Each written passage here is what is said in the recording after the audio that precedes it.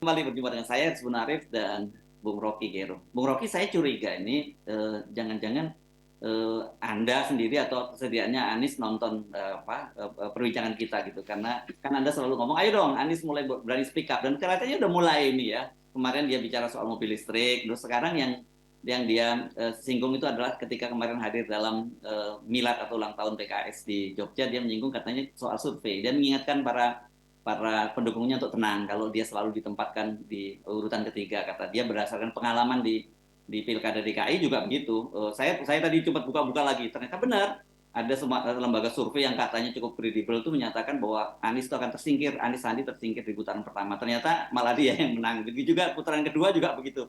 Dia dinyatakan akan kalah lagi, ternyata dia menang, marginnya sangat besar. Itu pertama. Yang kedua dia juga menyinggung ini kaitan, satu dia hajar lembaga survei, yang kedua berikutnya begini, dia bilang kalau saya memang betul, kalau dia memang betul ditempatkan, elektabilitas saya itu nomor tiga, kenapa masih dijegal?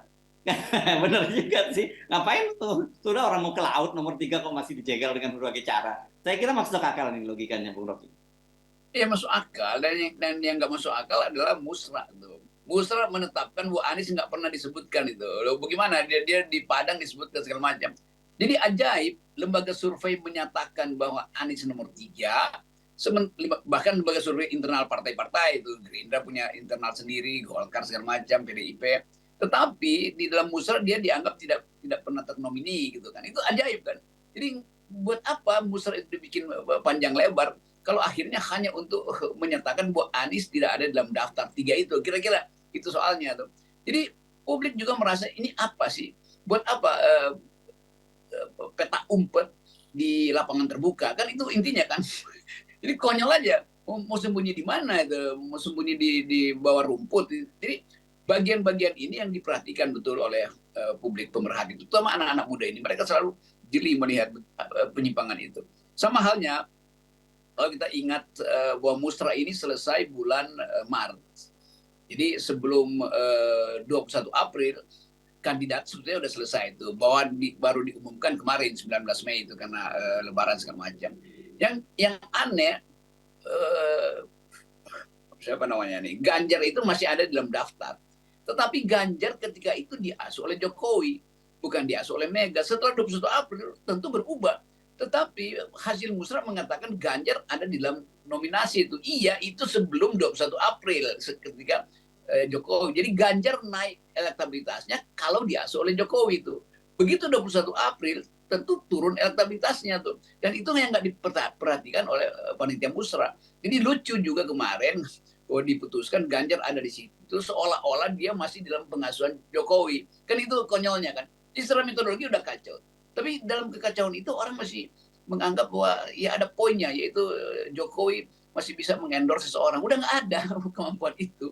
Jadi sekali lagi bagi saya sebetulnya sinyal paling bagus adalah pikiran dari anak-anak Pak Jokowi yang memanggil Pak Jokowi untuk pulang aja. Tetapi Jokowi juga terangsang terus untuk melihat seolah-olah akan ada keajaiban setelah dia ngomong atau ngopi dengan koalisi. Nggak ada keajaiban dalam politik.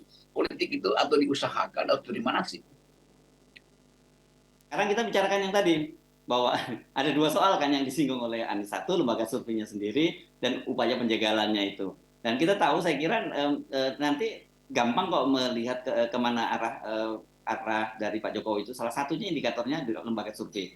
Karena lembaga survei ini kan memang di-hire oleh istana ya. Kan kalau PDIP lembaga survei buzzer ini pasti kiblatnya istana. PDIP nggak punya tradisi semacam itu. Dia organik lah ya kalau PDIP soal soal apa buzzernya segala macam, itu buzzer organik gitu ya, sama dengan partai-partai lain. Nah, yang kedua itu tadi soal jegal menjegal itu. Kenapa ya sangat khawatir sekali dengan Anies Baswedan gitu. Kalau memang surveinya dia tidak pantas, kan biarin aja lah, biarin habis duitnya sendiri, dia kampanye terus, karena toh dia akhirnya tidak terpilih juga kok gitu.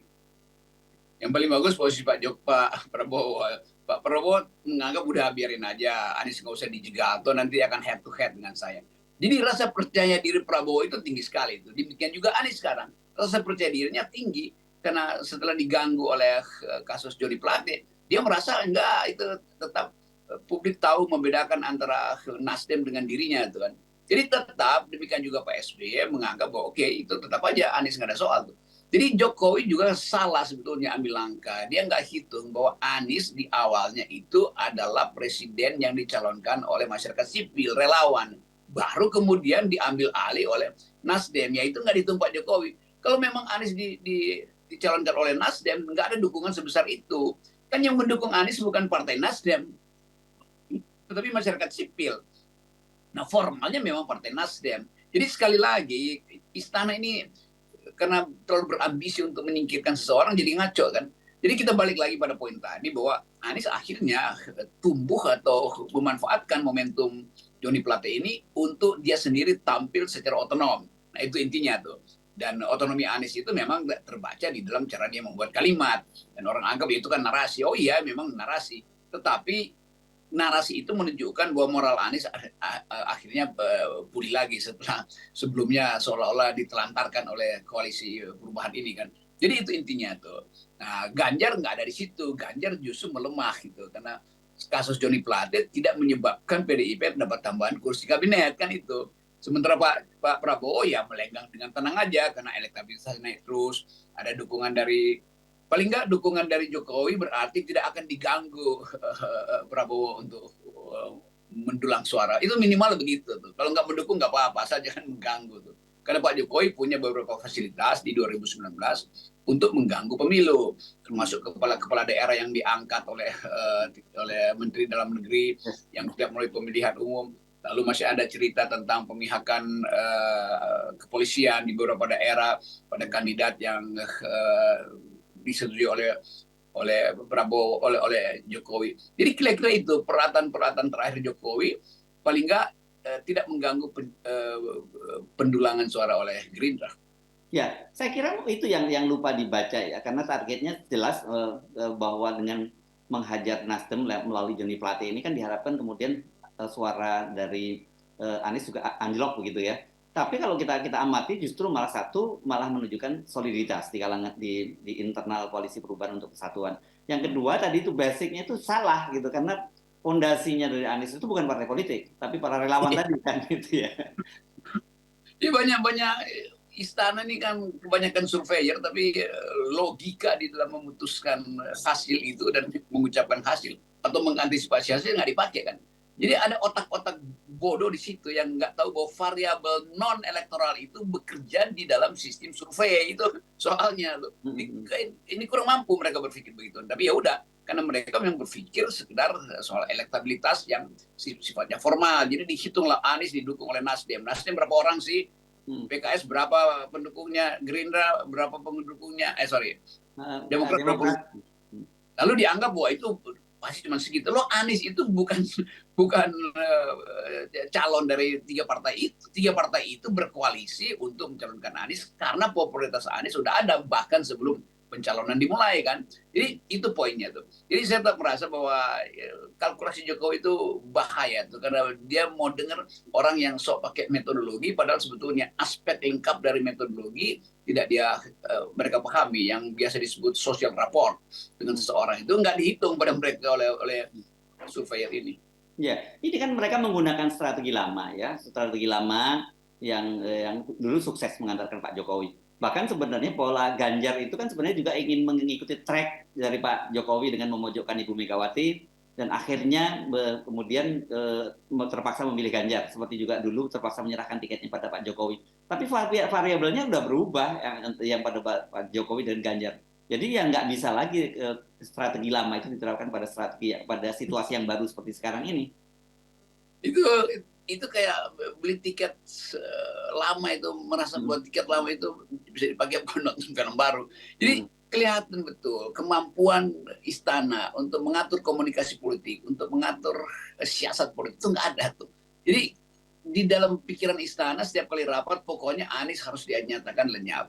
Padahal Pak Prabowo bahkan membela, jangan dong, biarin aja, saya mau head to head kok. Ganjar juga begitu. Jadi cuma istana yang berpikir Anies harus lengkap. Anies sendiri berpikir, oke, Ganjar jangan dicela-cela karena bagaimanapun dalam kompetisi kita akan uji gagasan itu, bukan soal hal-hal yang sifatnya individual.